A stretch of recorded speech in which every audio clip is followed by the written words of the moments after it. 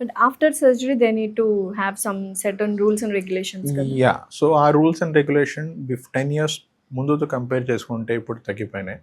Because surgery మారిపోయింది మీకు so restrictions have come down by larger extent so main thing is avoid water whether in the aspect of face wash or your head bath for next 5 to 10 days. Okay 10 days తర్వాత you can do head bath also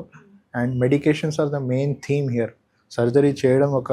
part then patients drops use చేయడం ఒక part so drops ఏదైతే మనం advice చేస్తాం ఒక properly వాడితే then it will be very good healing తొందరగా అయిపోతుంది okay any complications post operative complications ఇలా ఏమైనా ఉన్నాయా and negligence of the patient వల్ల ఇన్ఫెక్షన్స్ వచ్చే ఛాన్సెస్ ఏమైనా ఉన్నాయి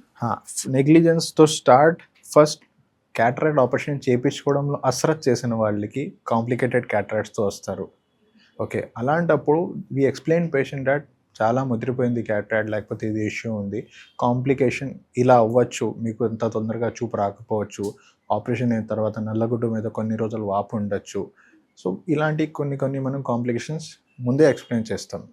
these are 1% of all the 100 surgeries and second thing మీకు పోస్ట్ ఆపరేటివ్లీ మనం చెప్పిన తర్వాత కూడా పేషెంట్ ఎవరైనా ఇప్పుడు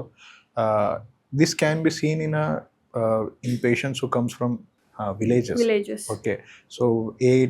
క్లాత్ పడితే దాంతో క్లీన్ చేసేయడం లేకపోతే నీళ్ళ గురించి పెద్దగా పట్టించుకోకపోవడం సో అలాంటప్పుడు చేస్తే పోస్ట్ ఆపరేటివ్ ఇన్ఫెక్షన్ వచ్చే అవకాశం ఉంటుంది ఓకే సో అవి కొంచెం జాగ్రత్తగా as first 2 weeks are very important generally దాని తర్వాత రాదు